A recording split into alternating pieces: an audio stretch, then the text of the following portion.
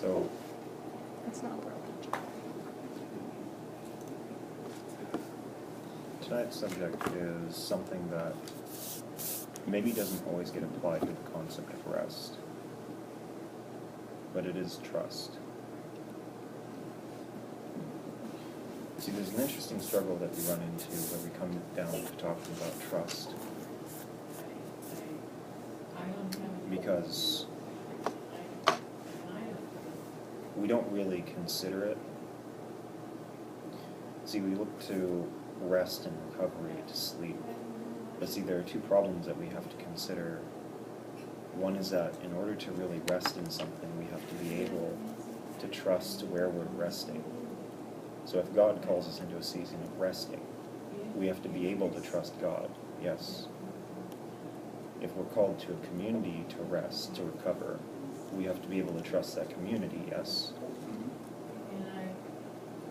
And this was the thing that God kept talking to me about over the course of the week. He just kept reiterating the statement of how can we rest if we cannot trust where we are resting in, or who we are resting in.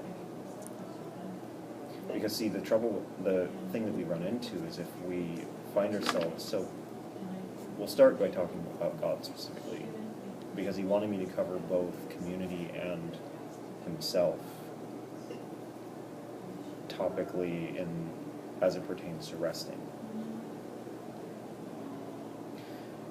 So the first thing is with God, if he calls us to rest, okay, we have to then drop so many things that we're trying to maintain. Say, for example, that he calls you into a season where he doesn't want you to work. You have to trust that he's going to provide for you financially, spiritually, physically, all these different ways that you need him to be there, and you have to trust that he's going to show up and take care of you. That's not a simple thing for most people. And the truth of it is if you can't trust him or don't trust him, all that you're left with is anxiety. The constant, ever-present, looming fear that he's not going to meet your requirements, that he's not going to take care of you. What happens if, God doesn't take care of you? What happens if he doesn't help you with this? What if he doesn't give you the money that you need for rent or housing or whatever?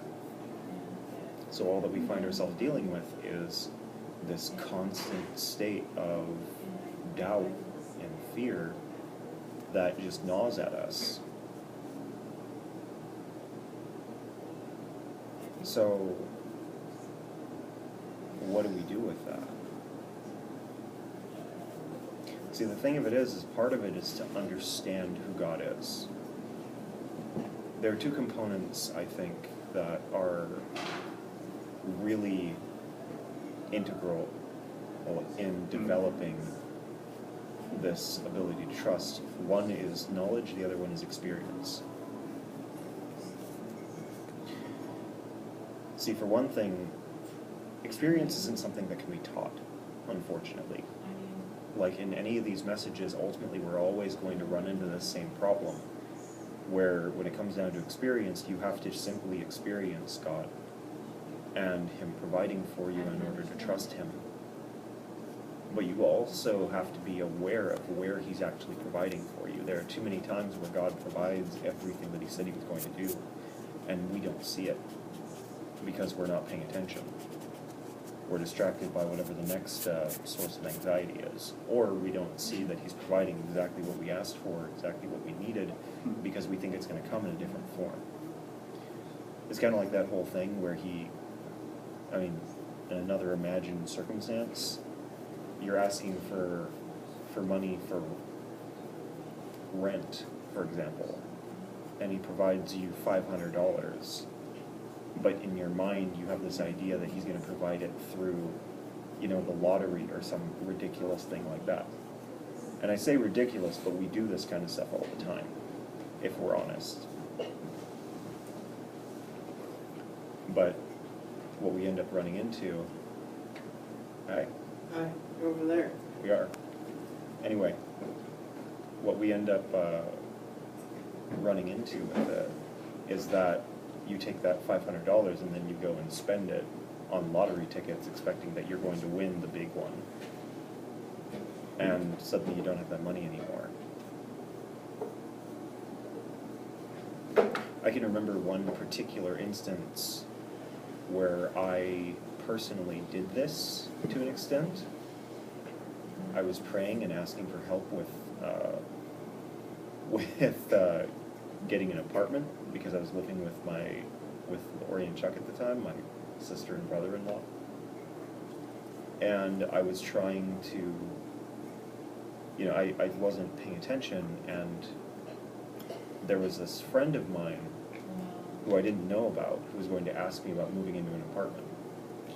So what happened was, even before this, I'd been praying and praying and praying, asking God to provide me the money that I needed, and He did.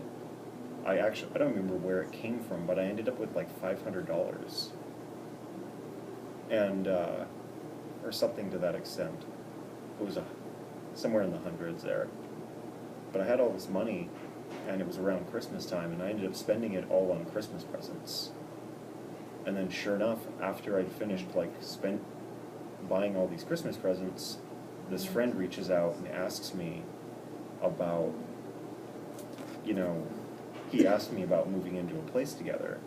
I'm just sitting there with this collection of Christmas presents. I'm like, dang it. Like, it was enough to where I was able to spend like almost $100 per person. Like, that was my limit for each individual that I bought presents for that year. And the point is like, it was this thing where my experience was such that I was able to recognize after the fact that God had provided me exactly what I've been asking for, but I wasn't paying attention when it came about.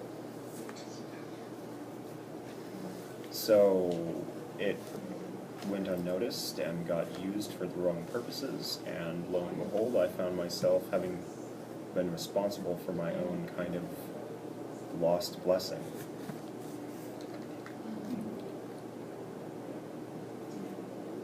And before we venture too far from that particular tangent, this is something that we need to look at, is our own responsibility and our own accountability for the things that God gives us and stewarding them.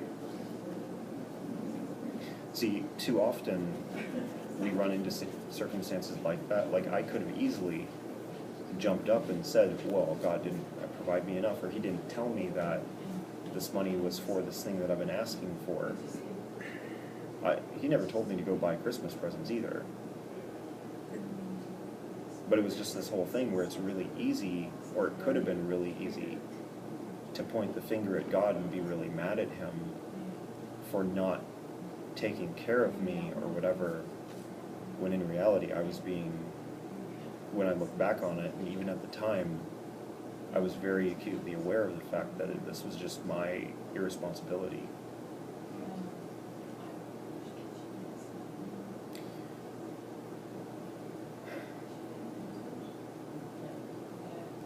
And this is a thing.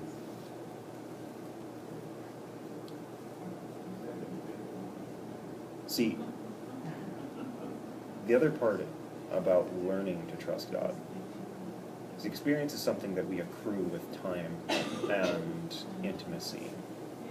And yeah, we have plenty of instances of not understanding or not recognizing, and we grow through that. But learning, where that comes into play, is that we can very easily learn God's character through the Gospels. We're able to discern, to see Jesus and His character. Throughout the rest of the Bible, we're able to see God's character manifested in so many ways, and how He interacts with His people, how much He cares for His people, fights for His people. We look at the story of Israel. In Deuteronomy 31, Moses shares with Israel about the point that God will never leave them or forsake them. And you know what's funny about that is that that's true. See, the thing that happens is that thankfully we have the entire Bible to read, because it's entirely developed around this story.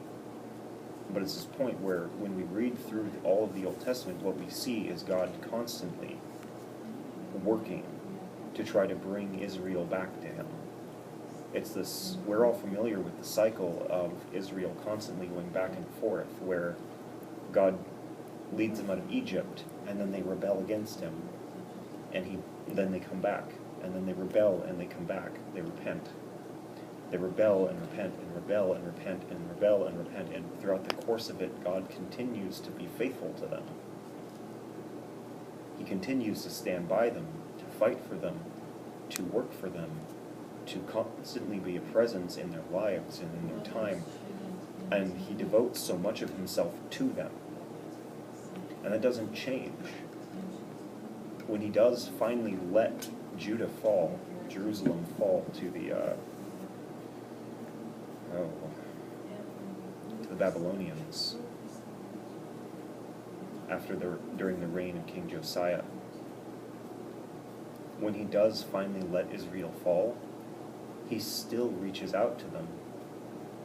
He still remains with his people, and he still brings them back to Israel. Even after the Babylonians dispersed everybody, and then the Persians maintained that to an extent, he still stood by his people and brought them back and stood by this nation that he had chosen. Never will I leave you, nor will I forsake you. And even at the end of all of that, he still brought Jesus specifically to the Jews. Like, he ministered to them directly throughout the course of his time. He called himself the King of the Jews. As God worked and worked and worked to try to get to his people. See, we read throughout the Bible and we see this story, and maybe we don't always recognize how faithful this our Father is to us. From Genesis to Revelation,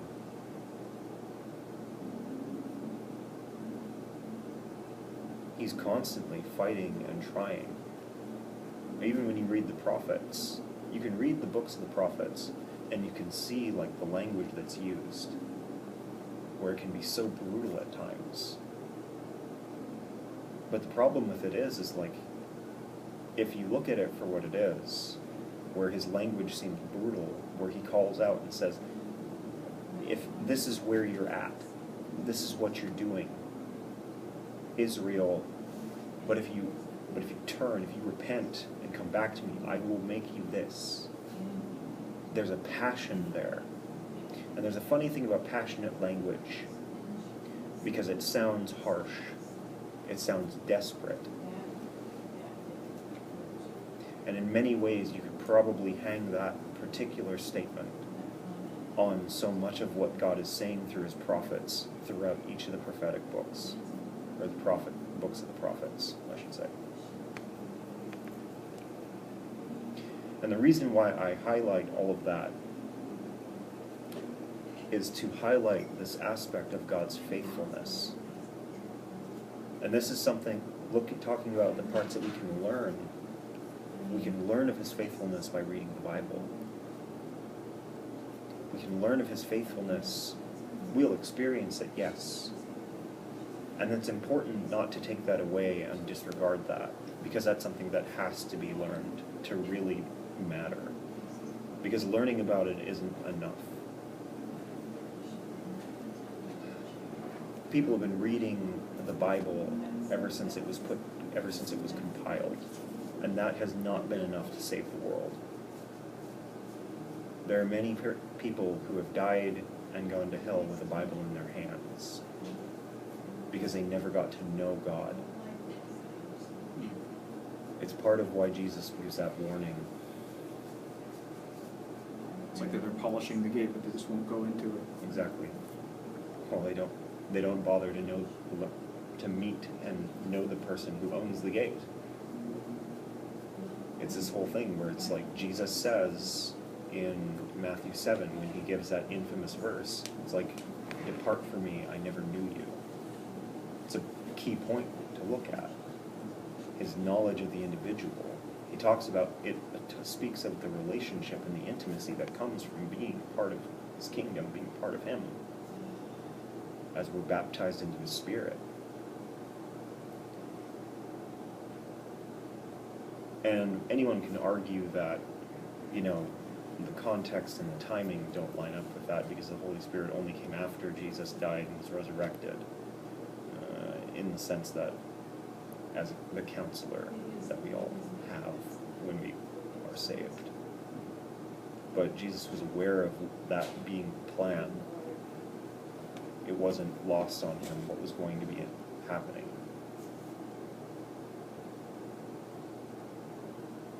So with that in mind, he would have easily understood what he was saying with that.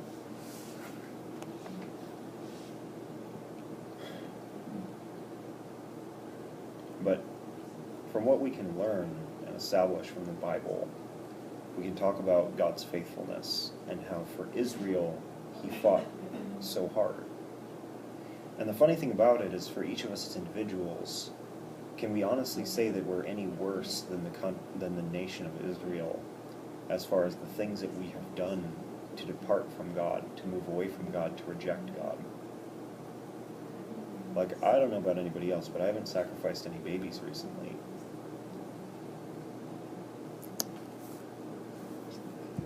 Dusty, No, sorry. you need help. Anyway. I have a problem. But it's this whole thing where it's like, you know, we see this entire nation and how far they went. And yet God stood by them. And he still tried. None of us have been that bad. And even if we think we have, and I give like one example, but they did a lot of really terrible crap. A lot. There were whole portions of time, whole generations who didn't even know who God was near the end, where they forgot him entirely. I mentioned King Josiah. Josiah came after Manasseh, who was considered one of the most evil kings that Israel ever had, that ever reigned over Jerusalem. In addition to, I believe it was either Manasseh's father or his son, I can't quite remember which one. But they were just as evil. So there was roughly this period of almost 100 years of the nation of Israel departing so much from God that when Josiah came, they opened up the temple and they started to dig through it, and then they found the book of the law buried under like refuse and garbage and walls and stuff like that. I don't quite remember what it was. I think Manasseh was the son of Hezekiah, and there was like a deliberate contrast, and like the one was almost perfect and the other one was the opposite. Right. But then like Manasseh's son was pretty bad, if I recall. Yeah, because Manasseh tried to reform himself by the end of his life. Yeah. This is, Yeah, the son was bad just like he used to be. yeah.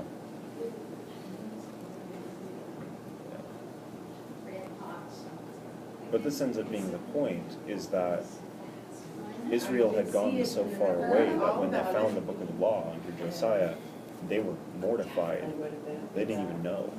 I'm still up when everybody's The entire nation came and repented. And the point is that, is just to go back to the statement, none of us have been that bad, and certainly none of us have been worse. Even if we've paralleled in our lives in some way with the nation of Israel, no one's been worse. And the point is that where God has been standing by us consistently, it's something that we need to recognize. Like everybody that's here tonight, and anybody that's ever been a part of this group, they've been here because they knew God to some extent, because they wanted something, a relationship with him to some extent. When we first started this group, that was actually one of the core aspects of it, one of the reasons for why this group, way back when it first started, was intended to be like a community group 4 years ago or whatever it was now. It's been a bit. But the thing of it is that for everybody that's come and gone, they've been followers of Jesus, and they've been seeking. And God has not abandoned any of those people, because it's not in his nature to abandon his children. And this is something that we can learn, whether we've experienced it or not. This is something that we can learn to be true. And from that, our experiences can suddenly begin to align with that as we see more and more where God will not abandon us, where he will not forsake us, where he continues to be with us.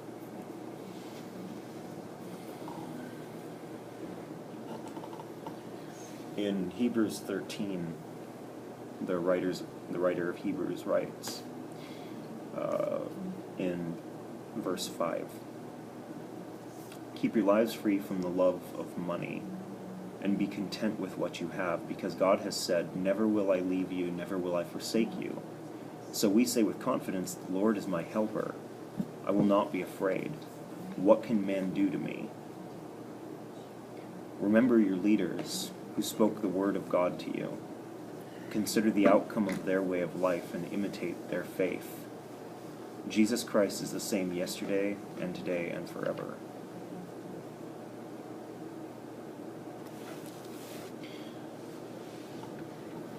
In that last line, talking about Jesus unchanging throughout all this time, talking about God not changing throughout all this time. Just as he was faithful to Israel, he's been faithful to us, and he continues to be faithful to us. And we can learn that to be true.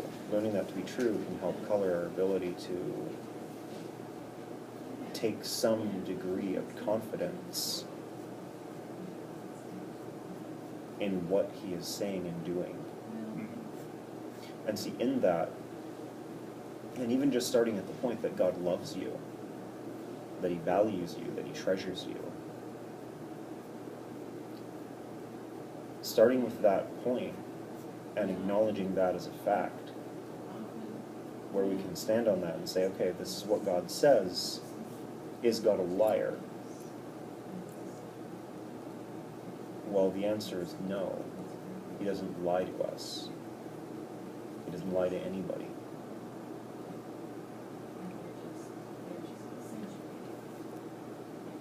And knowing that to be true, we can extrapolate and stand on that.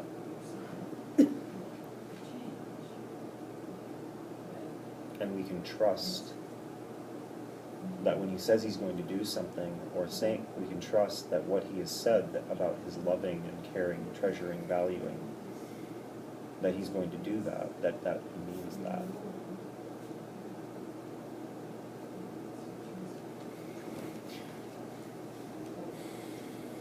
And unfortunately, like for this topic, where everybody has been in this group, and also just for Christians at large, the reason why Hebrews 13 is the passage that I'm sharing for this, and the reason why it's imperative, is because the discussion of money at the beginning, money is one of the most consistent things that we do not actually trust God with. Like, it's something that he was even talking about today. Nobody trusts God when they have a flow of paper coming into their wallets. Like, if we have a job, we'll protect that job sooner than we'll protect our relationship with God. 9 times out of 10. He could call us to something new and different, and we usually won't do it because it jeopardizes our security. Because we trust more in the things that we have in our hands than the things that are being told to us by our Father.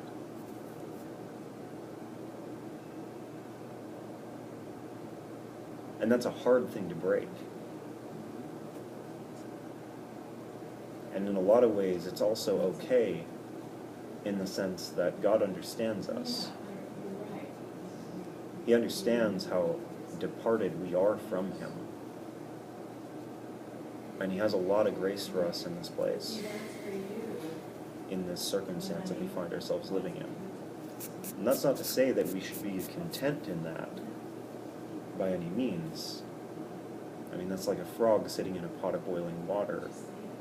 As it slowly begins to heat up, the frog will die. See how that ties into the Hebrews 13:5, like you were saying. No.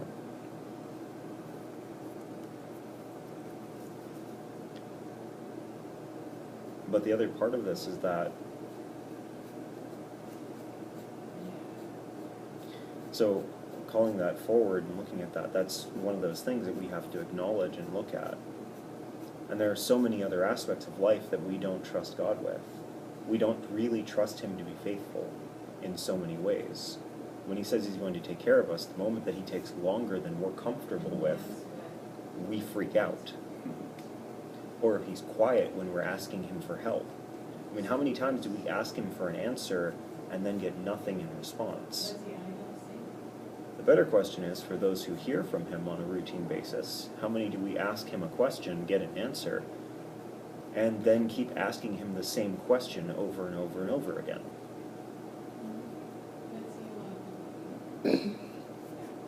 From different angles. Exactly. But it's all the same thing. But it builds more and more kind of like mental muscle memory to grab onto the lifeline. Yeah. See, it's this whole thing where, like, it's funny because you ever notice that when Jesus came, the way that He would minister is He would simply say, do this thing. He didn't, when He asked how to keep the law and prophets and so on, He gave the golden rule, right? He didn't tell them a list of things not to do. He didn't give them a 10 anti-commandments. Okay? All He said was, love the Lord your God with all your heart, with all your mind, with all your soul, and likewise love your neighbor as yourself. That's it. That's it. There were no other angles. I like it. When He talked about divorce, He talked about how He simply said, look, when God created man and woman, the two would leave their parents to become one flesh. Let man not separate what God has created, has brought together. It's again, He didn't give a list of what not to do. He simply said, this is the right way to go. Do this. And see, we spend so much time being afraid. We spend so much time worrying about what could happen that we devise all these different issues and scenarios in which what He's saying could be wrong. This is something, again, going back to that statement about being responsible for what we're doing. This is kind of one of those things where we have to be responsible for what we are doing. We are projecting our doubts and our fears and our lack of trust onto what He's saying and doing.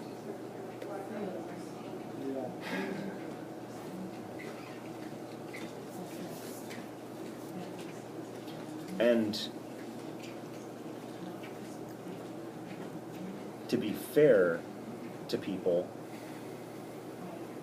there are a lot of people that have like anxiety disorders or legitimate issues with rejection and abandonment.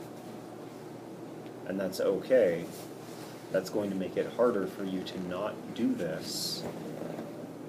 But at the same time, we do have to acknowledge like where it is that projections of our own struggles.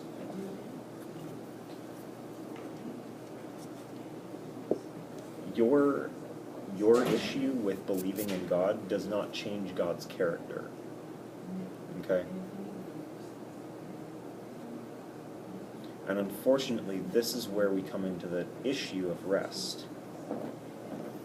See, where it comes down to talking about God, and this is actually going to be a big deal talking about community as well. Because one of the things that we struggle with most is where we doubt God and what he says he's going to do, who he says he's going to be. To put it bluntly, if God's calling you into a season of rest, that means he's going to take care of you and whatever he's telling you to rest from.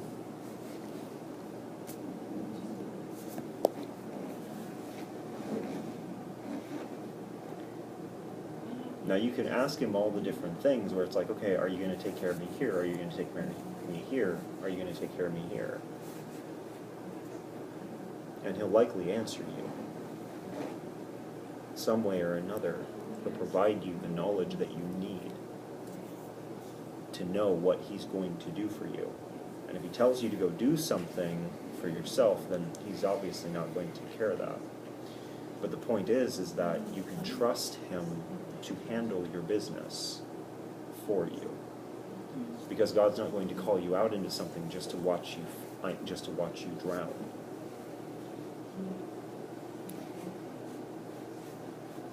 That's not his nature. He doesn't delight in our falling. He doesn't delight in our suffering. He takes no joy in that. It's just hard when you've had a dad that was like that. Right. But at the same time, we have to acknowledge when we're projecting our dads on him, you know?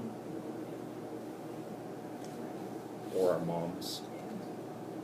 Or our friends, or our churches, or our whatever. Or brothers and sisters. Or brothers and sisters. I mean, it would literally be the same thing as me having an issue with like an ex-girlfriend and then projecting it onto Dusty just because she's female. Yeah. All women are like this because I've known Dusty her whole life. I know she's not. It would be the same issue as me projecting issues that I've had in the past with my brother onto Jeremy because he starts wanting to call me his brother. Where it's like, I don't trust that because this is what a brother is to me. But I've known Jeremy for a very, very long time. So it would be inappropriate for me to project somebody else onto him. See, that's the thing is with God, we do need to start learning who he is and acknowledging who he is so we can stop projecting our own issues onto him. And the truth is that you'll find a lot more rest in him when you know who he is.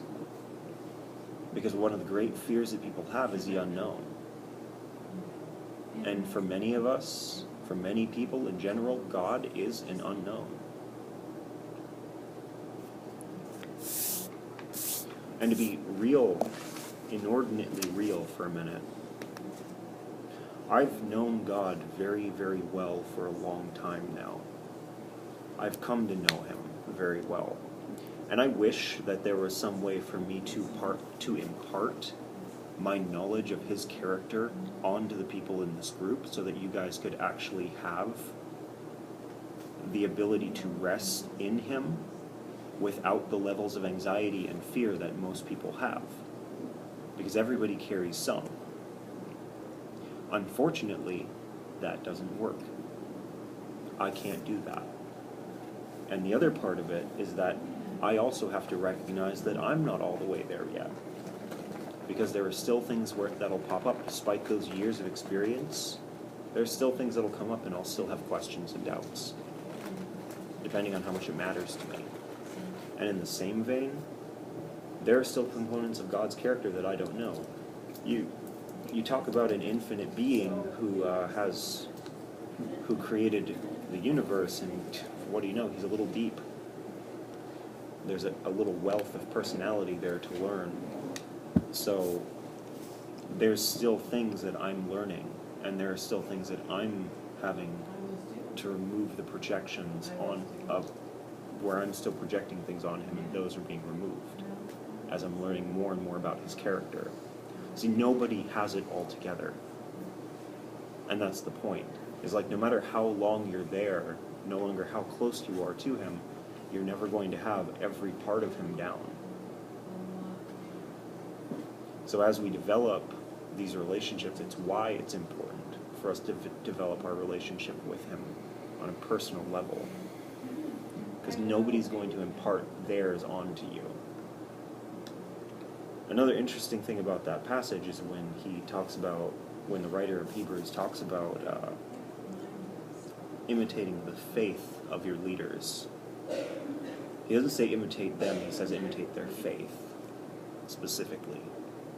Where they are faithful, where they have been faithful. Follow in those footsteps.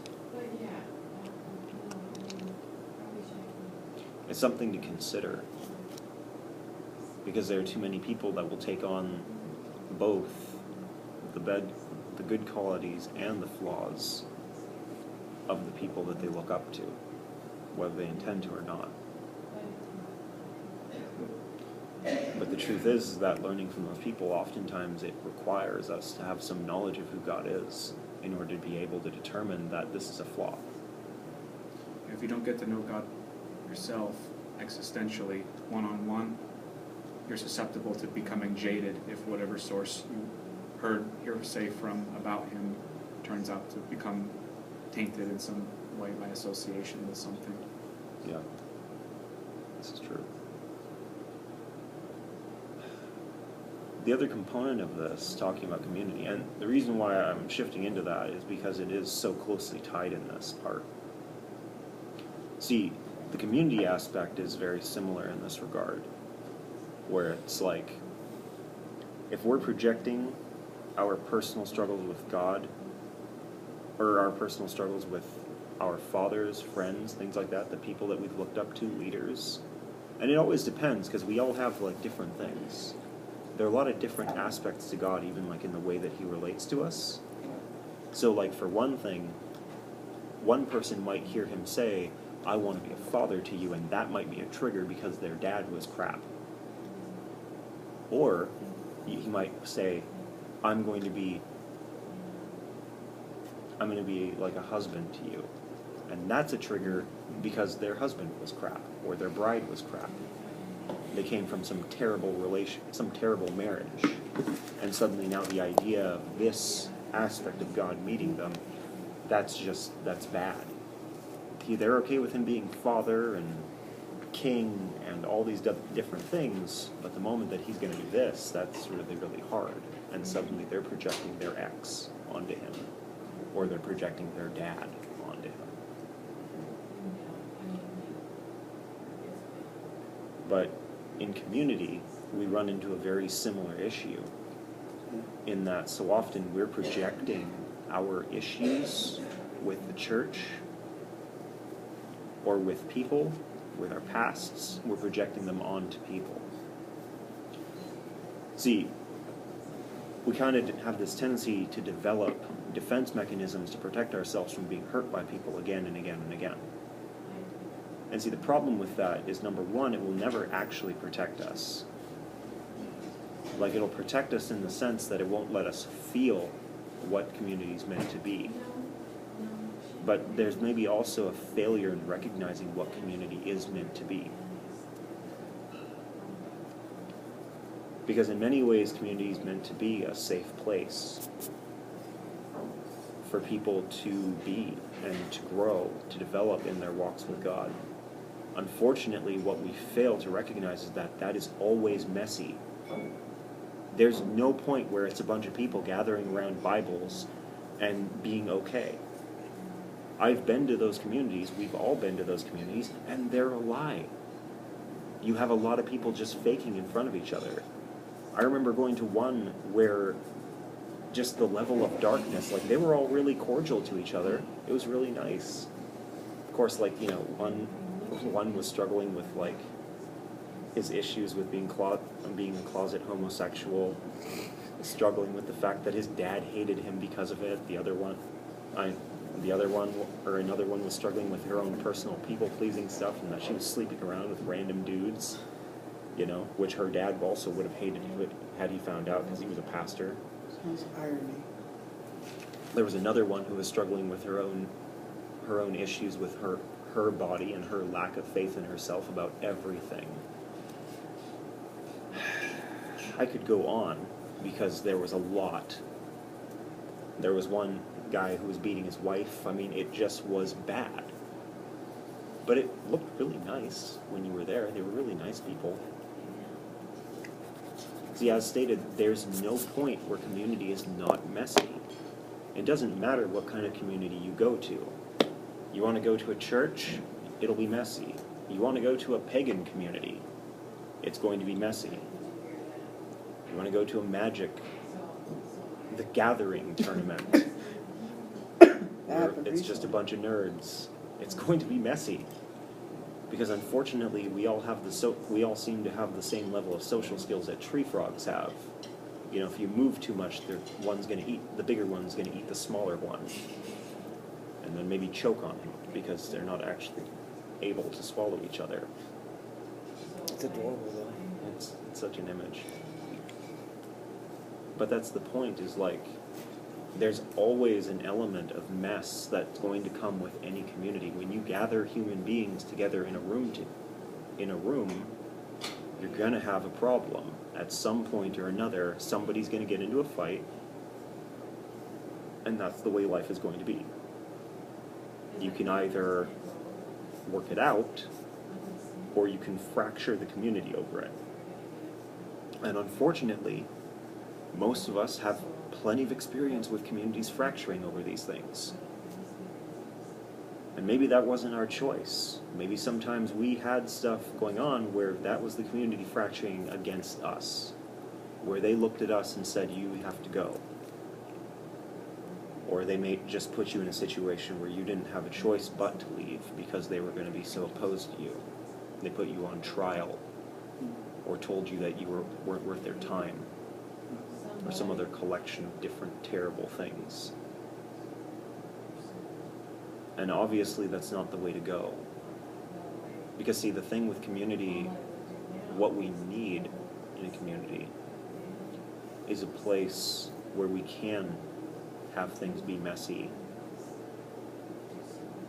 and to not be rejected over that messiness.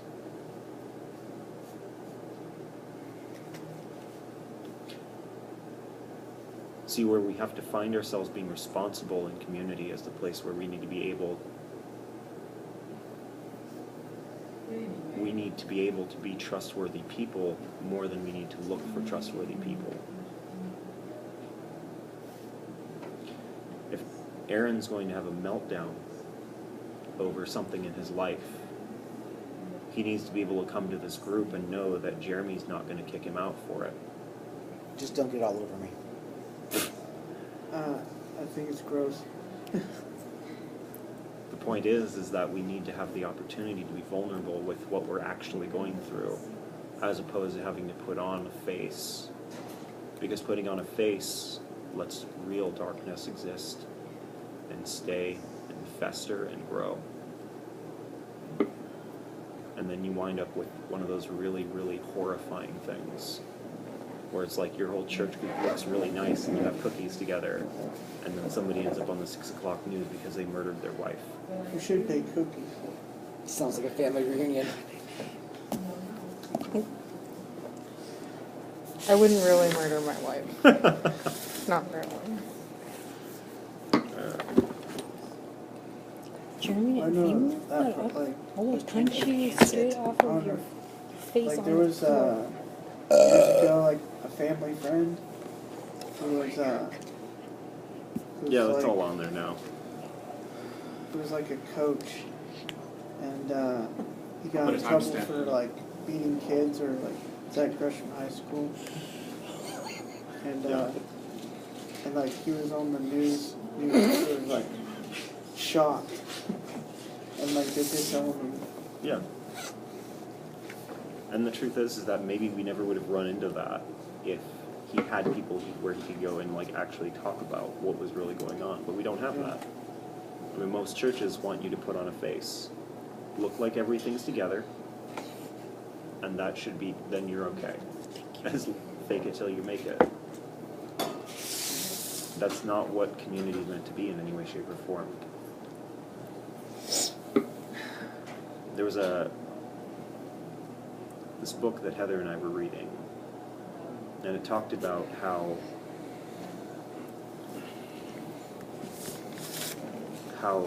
community is a place where we need to be able to have both humility and grace. How basically we need to be able to forgive people and also be humble about our own circumstance. Because the truth is that sometimes you'll be the person who has to watch over the people who are breaking down, and sometimes you're going to be the person breaking down. And it takes humility to it takes humility to be vulnerable enough to be honest about why you're spitting on the people around you, and to accept their forgiveness when they give it to you. Just as much as sometimes it takes a level of grace to not be so offended by the people who are breaking down and spitting all over the place, and to forgive them.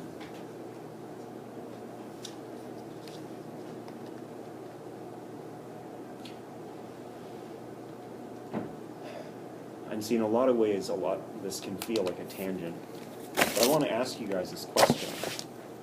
If you think about it, and I want you to think about it before you answer, if you found yourselves in a community of people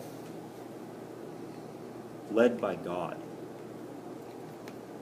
where you know that what they're going to do, these people, they're going to run back to Him to try to figure out how to help you. And what's more is when you're screwing up, they're still going to stand by you. It doesn't matter that you're off, using the examples that were given right there. The fact that you're off, living a secret gay lifestyle, or sleeping around with every dude at work, or, beating your wife. Whatever terrible things you're doing, where you can be open about that and not have everybody reject you over it. They'll be honest with you. They'll tell you that this is wrong, but they'll also be there for you and help you.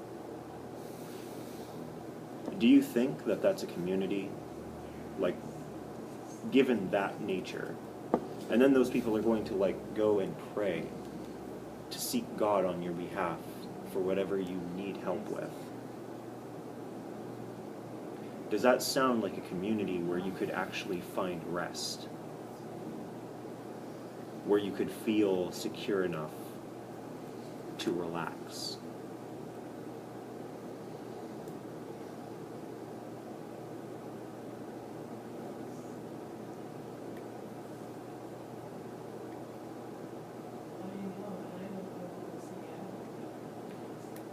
See, the point is, with all of this, is that when we talk about rest and we talk about trust, trust is intrinsic to rest.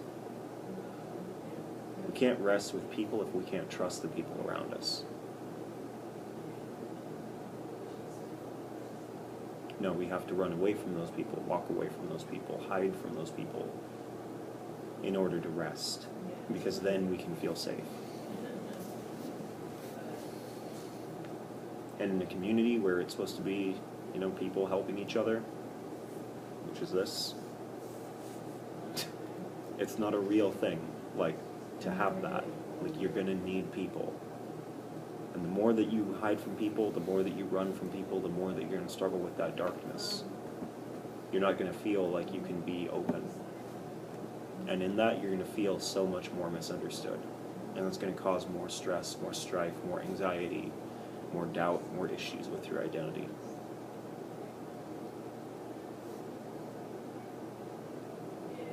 And that's not conducive to a community. That doesn't help you develop in that community. That doesn't help you grow.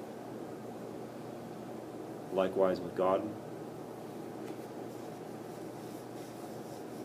there's a place of knowing Him and who He is, what He's about. And see, the thing of it is even if you don't have a community, You should still have God, right? But what happens when you don't?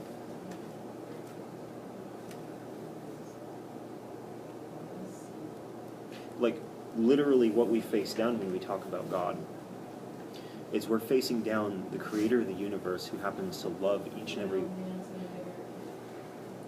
You, as an individual, are facing down your creator, the creator of the universe and the world around you, to the extent, to the material elements of it.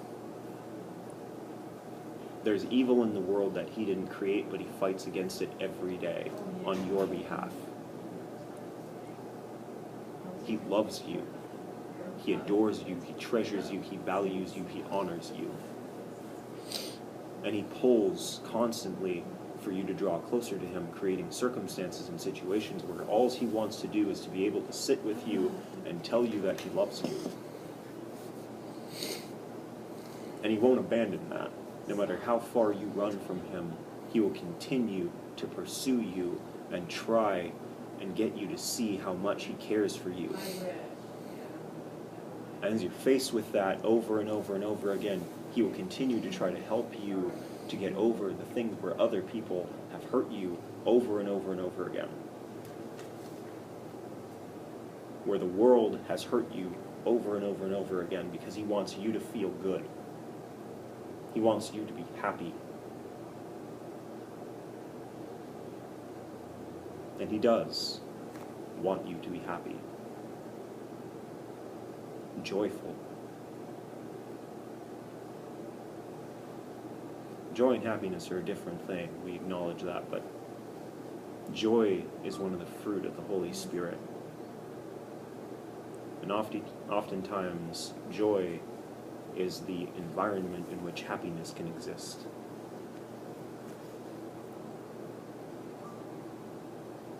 So he'll start you at a deeper level, and then you can go from there, because he wants you to have that.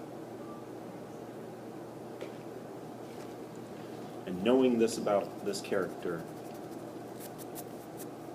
knowing that no matter how far you've run from him, he will never abandon you.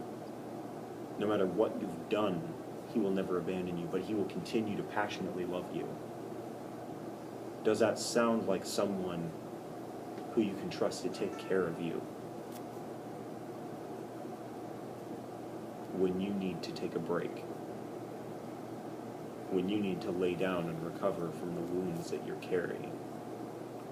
Does that sound like someone who you can trust to watch over you?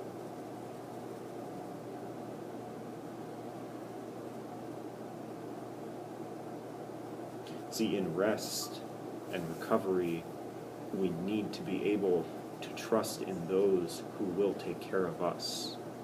Because, see, when you're resting, you're not taking care of yourself anymore. When you're recovering, you're not taking care of yourself anymore. If you get into a car accident, you get sent to the hospital. And in the hospital, they take care of you. People are paid and trusted to mend your wounds and to watch over you while nature takes its course and they mend themselves. If you have broken bones, they'll set your bones. If you have gashes, they'll stitch you up. And then you'll be left to sit there while they bring you food and clean you until you are healthy enough to do it for yourself again. This is not different from that. When we remove the dressings and we look at recovery for what it is and rest for what it is, it's a fraud.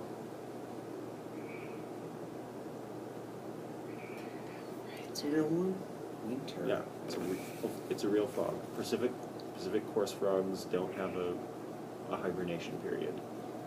What's it doing over here? It's calling for a mate. Its head just escaped its Anyways, with that distraction out of the way, this is not different. We're all being called into seasons of rest and recovery. There are all times, like we have our personal Sabbath, and then there are times when you're going to be called And this place of trusting God and trusting community, trusting people to take care of you, that's going to be extremely important for both of these things. Because if you're called into a period of time where you are broken and you need to recover, you just got out of a divorce, for example, or you've just gotten out of your abusive parents' house, or somebody very close to you just died and you're going through the grieving process. Or maybe you did just get injured, actually injured, or emotionally injured. And suddenly you've got God calling you into a season to just stop.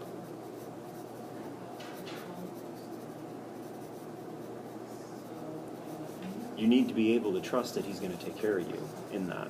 If you can't work, you need to trust that He's going to be taking care of you physically. And He will. You need to be able to trust that He's going to take care of you emotionally. And He will.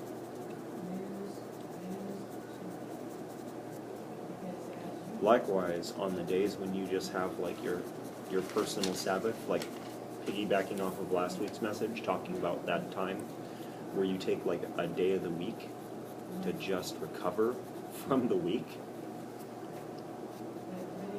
where you're not running errands or doing whatever, but just doing what you can to enjoy your time, your day, and resting in it. You need to be able to trust that He's got you the rest of the week, so that you don't spend that day obsessing over the things that you can't control, or worrying about the things that you could be doing that day instead of actually recovering, but instead thinking about, well, I have all this time, I should be doing this and this and this so that I can get it done, because then I can rest.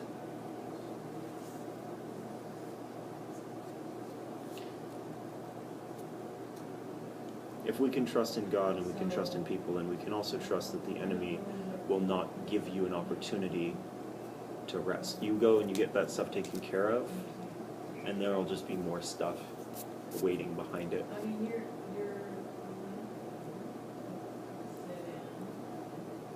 That's not going to get better, not really. You might get a moment, and then something new, some new calamity will fall. No, just like we need to take responsibility for being able to trust God, and also where we need to take responsibility for being trustworthy people in community,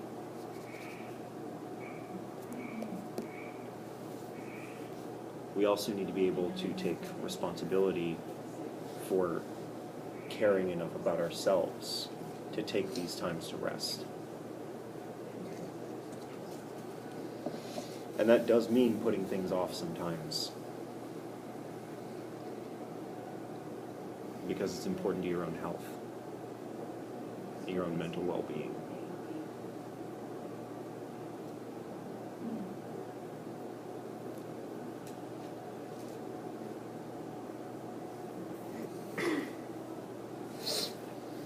Last thing I'll share is this, something that God was telling me specifically to talk about.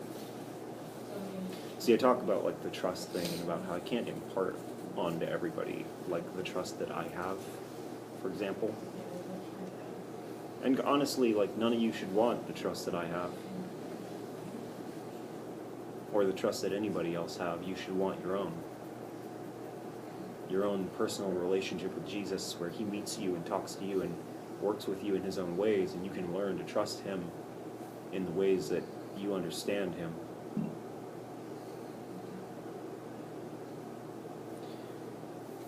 But I can tell you this experience from the past couple of weeks. I've had a very, very hard time with trusting God for the last couple of weeks. See, one of the things is that for me personally, I draw a lot of my peace, a lot of my belief off of the how people are developing. I've spent years leading church groups. If I see people not getting it, I'm failing. And I know that that's not true. I'm not actually failing when the church community is just screwing around. But it still feels like that. Just as much as when I see them growing, that feels good to see. But see, one of the things that I've been running into is just this place of wondering, how much these prayers have been mattering. I've been sitting with Heather, for example, and watching her struggle through so much. Literally being forced to sit around and watch my wife suffer through all these physical things, all these attacks, spiritually, emotionally, and physically, as her body's been turned against her. Where we literally haven't had a demon showing up and attacking her. And I wasn't being allowed to cast it away. Yeah, you see the devil figure in the very end. Whoa. That's where all the damage is. It's like, So over the last few weeks, it's been really, really hard to watch that happening. And see, in the midst of it, I knew that one of the big things was like, it didn't matter how much I was there. There was a place where my wife wasn't able to accept the love that I was giving to her. Where it didn't matter how many times I pointed out that God was there for her, she didn't feel it.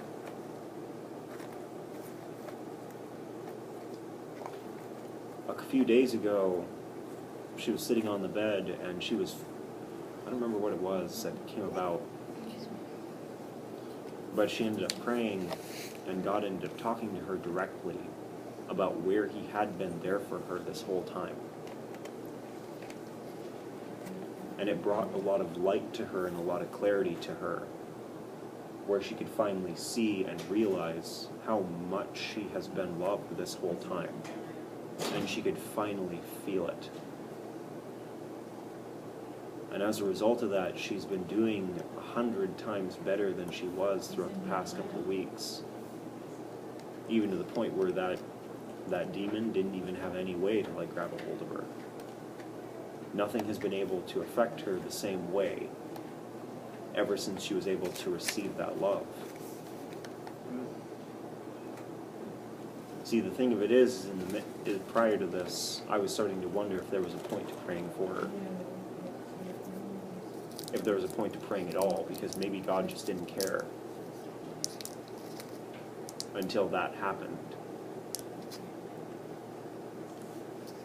And it was just that reality where suddenly, oh look, all those places where he said he was going to do this, or he said he was going to do that, that's all just been brought to fruition.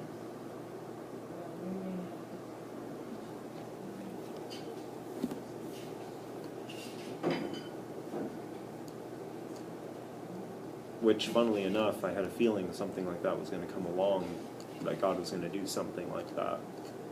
Because when we were coming up on this message about trust, I was worried because it was going to feel really hard to share a message about trusting God when I wasn't feeling like trusting God.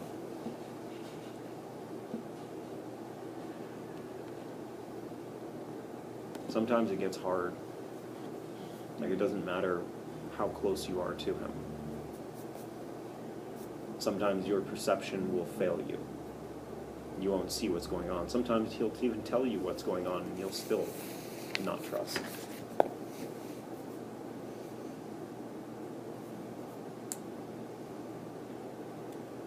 But he won't fail you.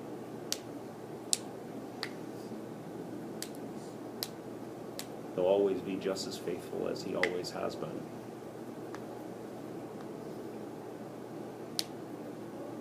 Because God doesn't change. And that is something that we can trust, for sure.